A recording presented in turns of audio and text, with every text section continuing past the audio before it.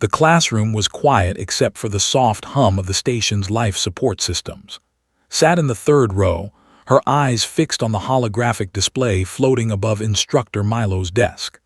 The blue-skinned teacher was explaining the history of the Galactic Trade Wars, but found it hard to focus. She had stayed up late the night before, studying for her physics exam. Around her, students from 12 different species sat in specialized chairs. Some breathed through masks that gave them different air mixtures. Others wore gravity belts that made them lighter or heavier depending on their home world's pull. The Orbital Academy was famous for bringing together young minds from across the galaxy. It floated in neutral space, far from any empire's control. Was one of only 3 humans at the academy. The others, a boy named and a girl named, sat on the other side of the room. They had become close friends over the past year. Being from Earth made them different from everyone else. Their home was what the galaxy called a death world. Death worlds were planets where everything seemed designed to kill. Earth had extreme temperatures, violent weather, poisonous plants, and dangerous animals. The gravity was heavy compared to most civilized worlds. The air was thick with oxygen, which most species found too strong. Humans had evolved on this brutal planet, and it had made them tough in ways they did not fully understand. Instructor Milo paused his lecture and looked at the class. His 4 eyes blinked slowly. Now, can anyone tell me why the Confederation lost the Third Trade War?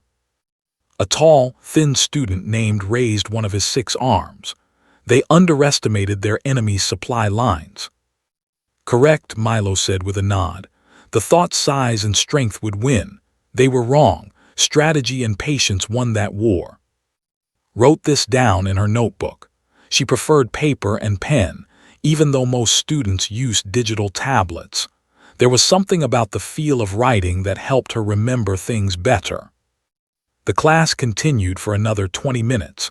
Was starting to feel sleepy when a loud alarm suddenly filled the room. Red lights flashed on the walls. Every student jumped in their seats. "What is happening?" asked a small, furry student named Peaky. Her voice was high and scared.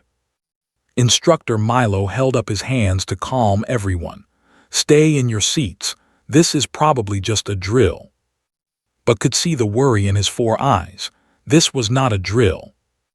The holographic display above his desk flickered and changed. Instead of showing historical maps, it now showed a face. The face was gray and hard, with sharp teeth and deep red eyes. Heavy armor covered broad shoulders. Behind the face could see the bridge of a warship. "I am General of the Empire," the face said. His voice was deep and cold. "I am speaking to the leaders of this station." The classroom went completely silent. Everyone knew they were a warrior species from the Outer Rim. They had conquered dozens of worlds through strength and violence. Their empire was small but feared. General continued, "My ship is now in position above your station. You have 1 hour to send a champion to face me in single combat. If you refuse, or if your champion loses, this station will be destroyed." Gasps filled the room. Some students started to cry. The furry student Peaky fainted and fell from her chair. "This is the way of the said. We settle all disputes through combat. Your station exists in space we now claim. Send your best warrior or prepare to die." The screen went dark. For a long moment no one moved. Then chaos erupted. Students shouted and screamed. Some tried to run for the door. Instructor Milo was calling for order, but no one listened. Stayed in her seat. She looked across the room at him. His face was pale but calm. Looked angry, her hands pressed flat on her desk. "Everyone please," Instructor Milo shouted. "The station council will handle this. We must remain calm." "Handle it how?" shouted, his 6 arms waving wildly. "They are killers. They destroyed the moon colony of Vex just last year." "That was different," Milo said, but his voice lacked confidence. The station's announcement system crackled to life. An old, tired voice spoke. It was Director, the head of the academy. He was a one of the tall, thin species that had lost the Third Trade War. All students and staff, please remain where you are. We are in contact with General. The situation is being handled. But knew that was a lie. There was no way to handle a challenge except to fight. That was their entire culture. Combat decided everything for them, from trade deals to territorial disputes. If you refused to fight, they saw it as surrender. She turned to look at her classmates. The room was full of species from peaceful worlds, worlds with gentle gravity and calm weather, worlds where the most dangerous animal was the size of a small cat. None of them could fight a general. They were big, strong, and trained for battle from birth. Thought about her own childhood on Earth. She remembered hiking through mountains with her father. She remembered swimming in cold ocean water while sharks passed nearby. She remembered learning martial arts from her grandmother, who said that a calm mind was the greatest weapon. Earth was not a peaceful world. It was a world that demanded strength just to survive. The classroom door opened and Director walked in. He was very tall, almost 3 meters, but he looked small today. His shoulders sagged with worry. "I must speak honestly with you," he said. "We have no warriors on this station. Know this. General has chosen us because we are weak. He wants an easy victory to claim this space." "Then what do we do?" asked Instructor Milo. "I am asking for volunteers," Director said. His voice was heavy. "I know it seems hopeless, but perhaps someone can at least buy time. Perhaps a miracle can happen." Silence filled the room. No one moved, no one breathed. Looked down at her notebook. She thought about her physics exam tomorrow. She thought about her parents back on Earth, probably sleeping right now, not knowing their daughter was in danger. She thought about and her only human friends in this part of the galaxy. Then she raised her hand. "Send whoever," she said, her voice calm and steady. "I will fight him." Every eye in the room turned to look at the small human girl who had just volunteered to face a general. The silence in the classroom lasted for 5 full seconds. Then everyone started talking at once. "A human, she cannot be serious. This is madness. She will be killed in moments. Does she not understand what they are?" Director raised his thin arms for silence. His large eyes studied with confusion and something that might have been hope. "Young one, do you understand what you are volunteering for? General has killed over 200 opponents in single combat. He is one of the most feared warriors in the Empire." Closed her notebook and stood up from her chair. She was not tall. By human standards, she was average height for a woman, but compared to most of the species in the room, she was solid and strong. Her body had been built by Earth's heavy gravity, by years of martial arts training, by swimming and running and climbing. "I understand," she said simply. Across the room stood up as well. "Director, I volunteer too. If there is going to be a fight, it should be one of us." Was next. "I also volunteer. Humans should stand together." Director looked between the 3 humans with his large, wet eyes. "They only allow one champion. There can be no team battle." "Then let fight," said. "She is the best of us. Her grandmother was a martial arts master on Earth, has been training since she was 4 years old." Instructor Milo stepped forward. His blue skin had turned a paler shade, which meant he was very worried. "Director, surely we cannot send a student to fight. This is not right. We should contact the Galactic Council. We should ask for help from one of the major empires." "There is no time," Director said sadly. "They gave us 1 hour. By the time any message reaches the council, it will be too late.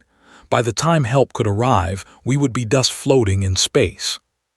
He turned back to, "Child, are you absolutely certain? I cannot order you to do this. I can only ask." Thought about the question. Was she certain? No, she had never fought before. She had never fought anyone who wanted to kill her. Her training had been for sport, for exercise, for discipline. This was different. But she thought about the other students in the room.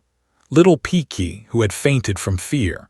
with his 6 arms, who came from a world so peaceful that violence was almost unknown. The dozens of other young people on this station who had come here to learn, not to die. Someone had to fight, and humans were the only ones who could. "I am certain," she said. Director nodded slowly. "Then we must prepare you as best we can. Come with me. We have 45 minutes before the deadline." Walked toward the door. As she passed, and they both reached out and touched her shoulders. "Be careful," whispered. "Break his bones," added with a small smile. Allowed herself a tiny smile in return. Then she followed Director out of the classroom. The station's hallways were in chaos. Staff members ran in every direction. Some were trying to reach escape pods. Others were praying to gods that had never heard of. Everyone seemed to believe they were going to die. Director led her to a small medical room. A doctor was waiting there, a round creature with many eyes named Doctor. "So this is our champion," Doctor said, studying with several of his eyes. "A human child." "I am not a child," said calmly. "I am 19 years old." "You are a child to me," Doctor said. "I am 400 years old, but that does not matter now. Sit. Let me examine you." Sat on the medical table. Doctor attached several sensors to her skin and watched the readings appear on his screen. After a minute, he made a sound that might have been a laugh. "Director, come look at this," he said. Director moved to the screen. His eyes widened. "These numbers cannot be correct." "They are correct," Doctor said. "I have read about humans before, but I never believed the stories. Look at her bone density. It is 3 times higher than a warrior. Her muscle fiber count is remarkable. Her reflexes." He paused and made that strange laughing sound again. "Her reflexes are faster than my equipment can properly measure." "What does this mean?" Director asked. "It means she is a death," Doctor said. "True and complete. Her body was built to survive on one of the most dangerous planets in the galaxy. They think they are strong because they conquered some peaceful farming worlds, but they have never faced a species like humans." Listen to this without expression. She knew her body was different from other species. On the station, she had to be careful not to break things. The cups in the cafeteria felt like paper in her hands. The chairs were too fragile for her to sit in quickly. She had learned to move gently, to control her strength. But she had never thought of herself as strong. On Earth, she was normal, just a regular girl who liked to study and spend time with her friends. "There is more," Doctor continued. "Humans have something called adrenaline. It is a chemical in their blood that activates during danger. When this chemical is released, a human becomes stronger, faster, and less sensitive to pain. I have read accounts of humans lifting heavy vehicles to save their children, fighting off wild animals with their bare hands, surviving injuries that would kill any other species instantly." Director looked at with new eyes. "Can you do these things?" Shrugged. "I have never tried to lift a vehicle, but my grandmother always said that humans find their true strength when they need it most." "Your grandmother sounds wise," Director said. "She was," said. "She died 3 years ago, but she taught me everything I know about fighting." A communication device on the wall buzzed. A nervous voice spoke through it. "Director, they are asking for an update.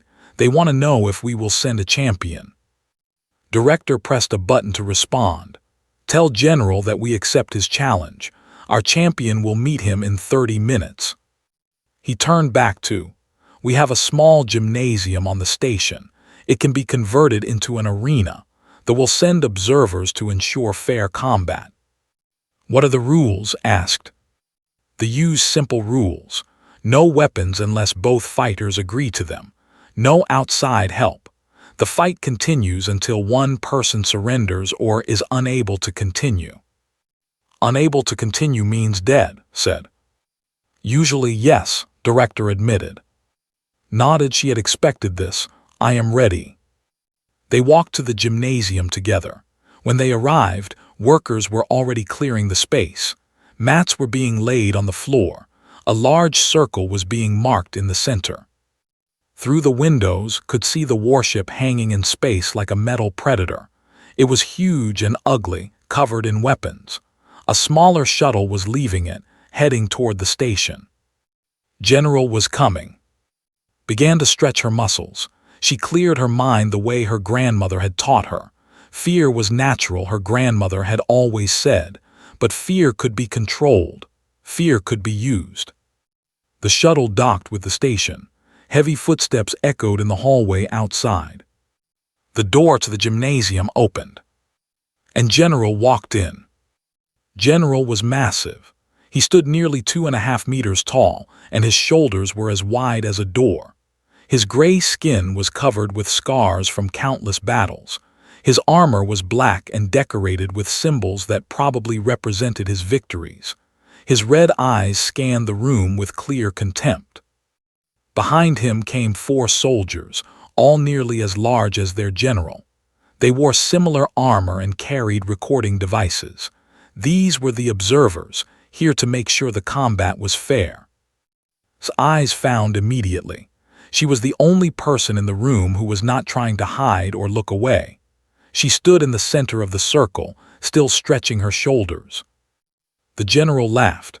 It was a deep, ugly sound like rocks grinding together. "This is your champion," he asked, looking at Director, "a small female from. What species is this?"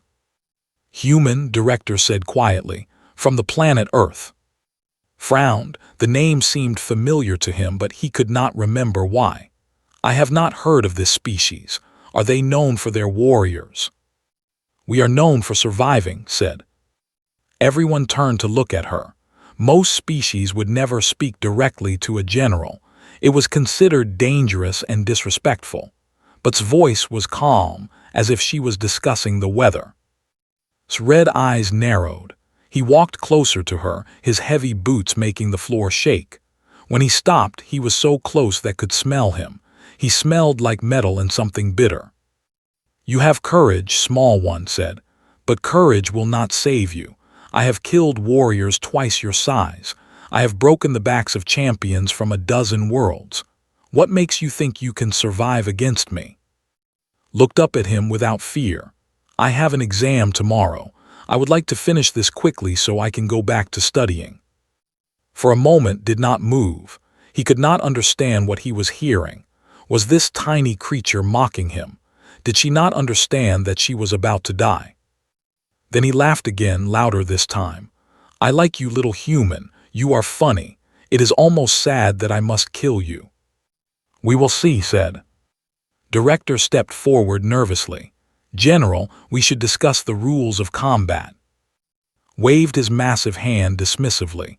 "Standard rules. No weapons. No outside help. Fight until surrender or death." He looked at. "Do you accept these terms, human?" "I do," said. "Then let us begin." Removed his armor. Underneath, his body was even more impressive. Muscles covered every part of him like thick ropes. His gray skin was marked with more scars and what looked like ritual tattoos. He rolled his shoulders and cracked his neck, making sounds like breaking branches. Removed her jacket and shoes. Underneath, she wore simple training clothes, a loose shirt and flexible pants. Compared to, she looked like a child standing next to a monster. The watching crowd grew. Word had spread through the station, and now hundreds of people were gathered at the edges of the gymnasium, and had pushed their way to the front. Their faces were pale with worry, but they tried to look encouraging when glanced at them. One of the observers stepped forward. "The combat will begin when I drop my hand. It will end when one fighter surrenders by speaking the word, or when one fighter is unable to continue. Are both fighters ready?" Crouched into a fighting stance, his hands were open, fingers spread like claws. "Ready." Took a different stance. Her feet were wide apart, her knees bent, her hands raised in front of her body. Her breathing was slow and controlled. "Ready." The observer raised his hand high. The room went completely silent. Even the hum of the station's system seemed to fade away. The hand dropped. Attacked immediately. He was faster than anything his size should be. His massive body shot forward like a bullet, his right hand reaching for his throat. He planned to end this quickly, to crush her windpipe and show everyone the power of the... But was not there. She moved at the last possible moment, sliding to the side like water flowing around a rock. His hand grabbed empty air. Before he could recover, his foot swept against his ankle. It was not a powerful kick. It did not need to be. It was placed perfectly, hitting the exact point where his balance was weakest. The massive general stumbled, his arms waving wildly. The crowd gasped. Caught himself before he fell. He spun around, his red eyes now burning with anger. "Lucky," he growled. Said nothing. She had returned to her stance, calm and patient. Attacked again, this time with more care. He threw a punch that could have broken through a metal wall. Ducked under it, feeling the wind of his fist pass over her head. She stepped in close to his body and drove her elbow into his ribs. The impact was solid.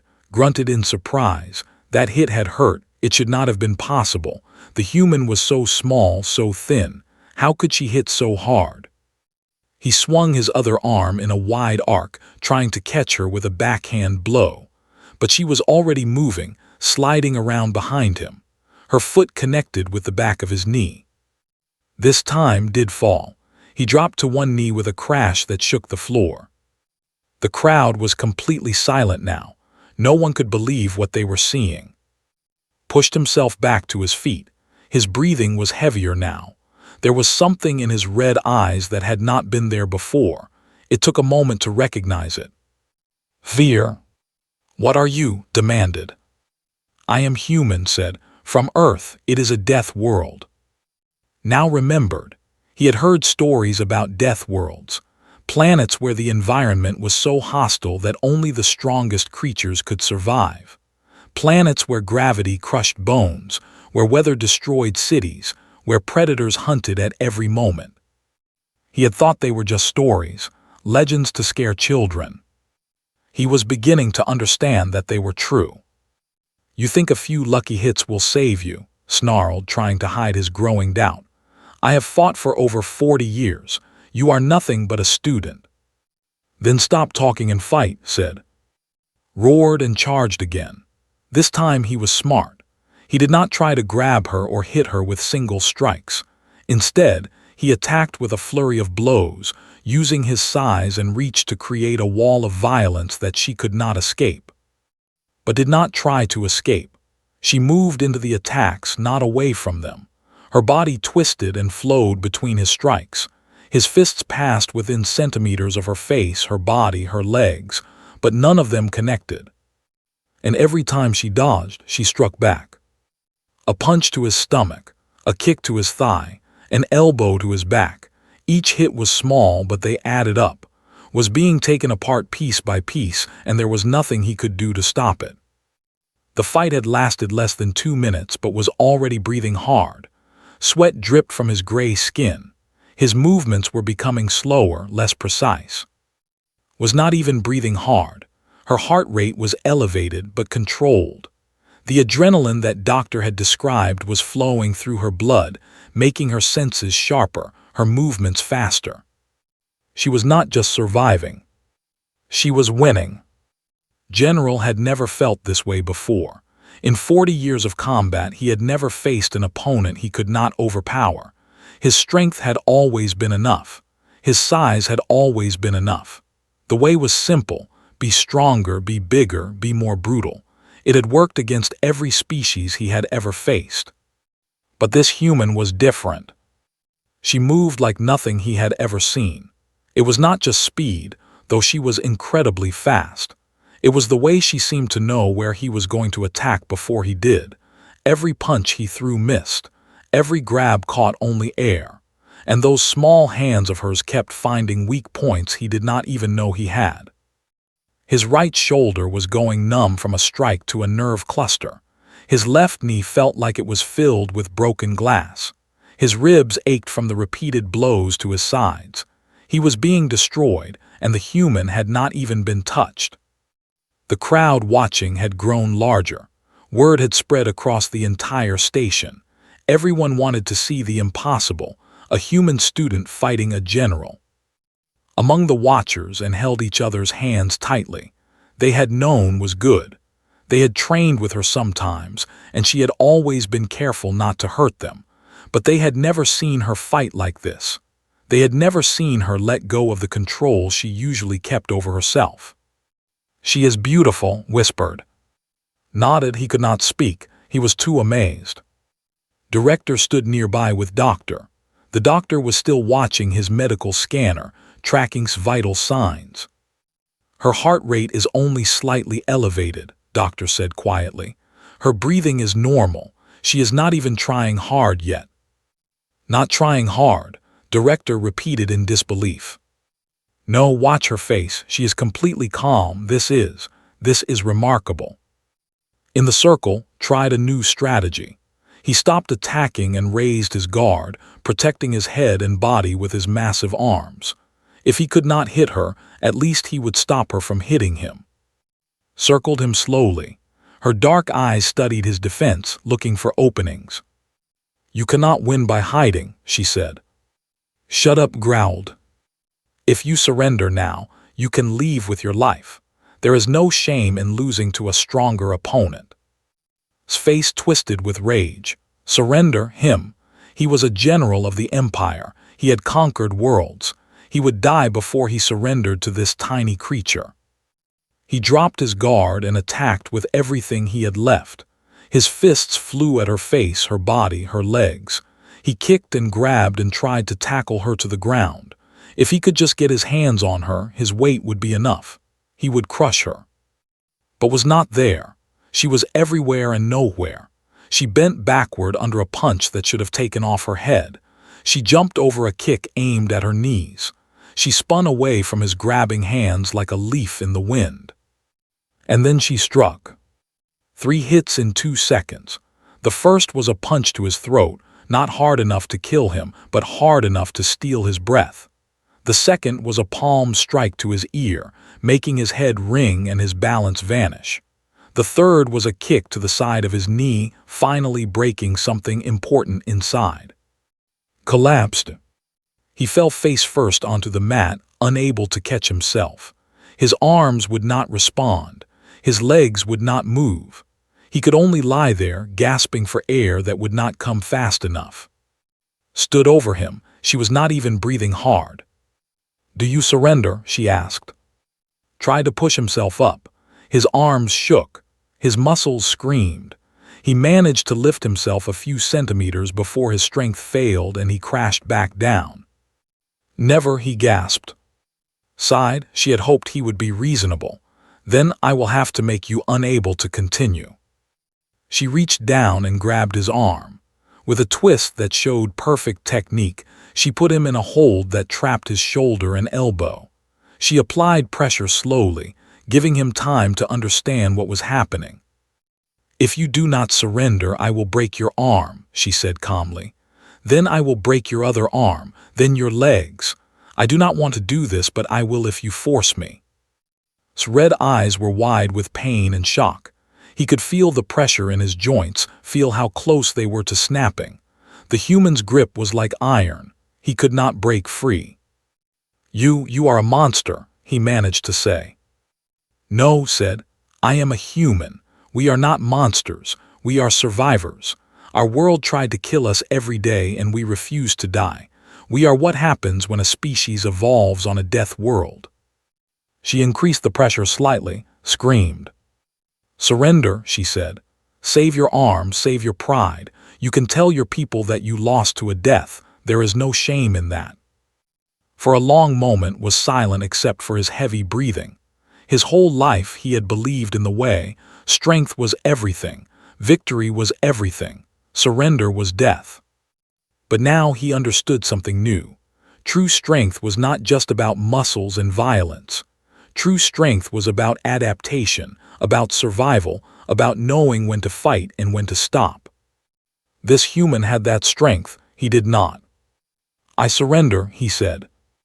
The words were quiet, barely more than a whisper, but the observers heard them. Their recording devices captured them clearly. Released his arm immediately. She stood up and stepped back, giving him space. The gymnasium exploded with noise. Cheers and screams filled the air. Students were crying with relief and joy. Teachers were hugging each other. Even the usually calm director was bouncing on his long legs with excitement, and ran into the circle and threw their arms around. She accepted the hug, though she seemed a little embarrassed by all the attention. "You did it," shouted. "You actually did it." "You were amazing," added. "Absolutely amazing." Smiled slightly. "I need to go study now. My physics exam is tomorrow." Her friends laughed, thinking she was joking, but was completely serious. On the ground, General slowly pushed himself into a sitting position. His soldiers rushed to help him, but he waved them away. Despite his injuries, despite his defeat, he wanted to stand on his own. He looked at the human girl who had beaten him. She was already walking toward the door, supported by her friends, as if she had not just done something impossible. For the first time in his life, General felt something he had never expected to feel. Respect. The medical bay was crowded with doctors and nurses rushing around General. His injuries were serious but not life-threatening. His knee would need surgery. His shoulder would take weeks to heal. The damage to his throat and ear would recover on their own. Doctors supervised the treatment, fascinated by the chance to examine a warrior up close. He had never seen one before, except in pictures. "Your species is quite impressive," he told while examining his damaged knee. "Strong bones, dense muscles, fast healing. By any normal standard, you should be one of the most dangerous fighters in the galaxy." Stared at the ceiling. His red eyes were dull with exhaustion and something deeper. "But I lost." "You lost to a human," Doctor said matter-of-factly. "Do not feel too bad. Until today, I did not believe the stories about death either. Now I understand." "What do you understand?" "That the galaxy has been very lucky. Humans are a young species. They only left their planet a few hundred years ago. They have been peaceful, mostly interested in trade and exploration." Doctor paused and looked directly at with several of his eyes. "If humans ever decided to become conquerors like I do not think anyone could stop them." Said nothing. He did not need to. They both knew it was true. Meanwhile, in another part of the station, sat in a quiet room with director and the celebration outside was still going on, but she had asked for privacy. She did not like crowds. "They are withdrawing their claim on this space," director said, reading from his communication device. General transmitted the result of the combat to his empire. "They are honoring the agreement. The station is safe." "Good," said. She was looking through her physics notes. Laughed and shook his head.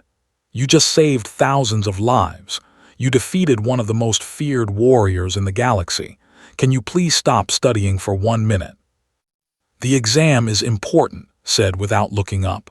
"I want to get a good grade." Sat down next to her friend. "Are you okay? Really okay? That fight was intense." Finally looked up from her notes. Her face was calm, but her friends knew her well enough to see the tiredness underneath. "I am fine. I did not enjoy the fight. I do not like hurting people, but it was necessary." "It was more than necessary," director said. "It was heroic. You will be famous now. The story is already spreading across the galaxy. A human student defeating a general.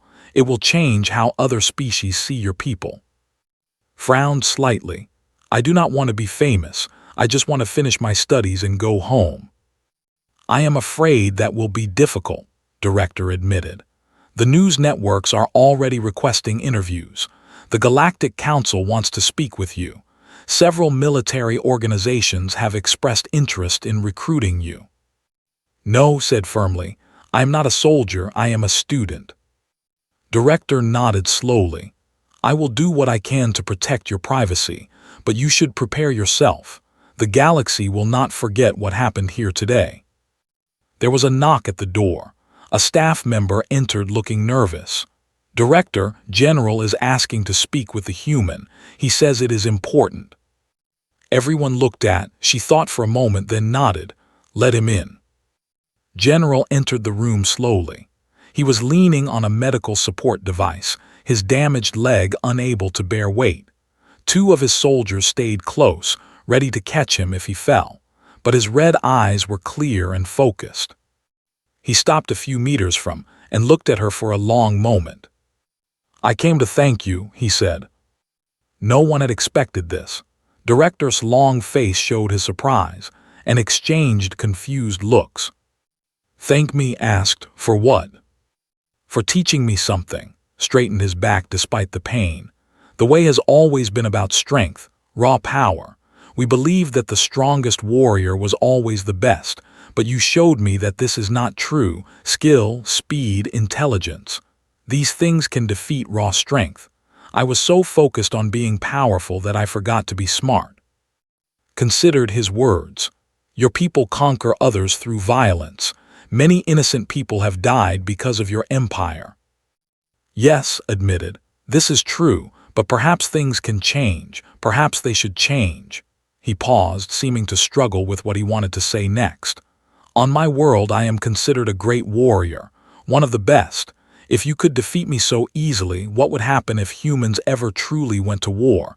The empire would fall in days. We do not want war, said. Humans fight when we must, not because we enjoy it. I know that now. Made a strange gesture with his hand, something that might have been a salute or a sign of respect. When I return home, I will speak to our leaders. I will tell them what I learned here. I will suggest that they find a new path, one that does not require conquest and violence. Do you think they will listen? Asked. Some will, some will not. Change is slow, but it must begin somewhere. His red eyes met hers directly. I hope we will not meet in battle again of Earth, not because I fear you, though I do, but because I believe we could be allies instead of enemies. Nodded slowly. I hope so too. Turned and limped toward the door. Before leaving, he stopped and looked back. One more thing. Your grandmother who taught you to fight, she must have been an incredible warrior. She was a small woman, said. She ran a bakery. She never hurt anyone in her life. Stared at her for a moment, trying to understand. Then he shook his head and laughed quietly. Death, he muttered as he left. The room was quiet after he was gone. Finally spoke. Did that just happen? Did a general just apologize and promise to change his empire's ways? I think so, said, still looking stunned. Director was smiling widely. This is better than I could have hoped. Not just survival, but actual change. The possibility of peace. Miss, you have done something remarkable today. Looked back down at her physics notes. I still have to study. Her friends laughed, this time even smiled. The next day she took her physics exam. She got the highest score in her class. When the semester ended, she returned home to Earth. She visited her grandmother's grave and told her about the fight. She imagined the old woman laughing, saying something like, "A general? That is nothing. You should have seen the customers at my bakery." Life returned to normal, or as normal as it could be. Finished her studies. She traveled. She made friends. She avoided the fame that followed her, preferring quiet moments to public attention. But the story of the Deathworld girl spread across the galaxy anyway. It was told in schools and military academies. It was analyzed by strategists and historians. It became a legend. And somewhere in the Empire, General kept his promise. Slowly, piece by piece, he worked to change his people's ways. It would take generations, but the first steps had been taken. All because one human girl had raised her hand in a classroom and said, "Send whoever." The galaxy would never be the same.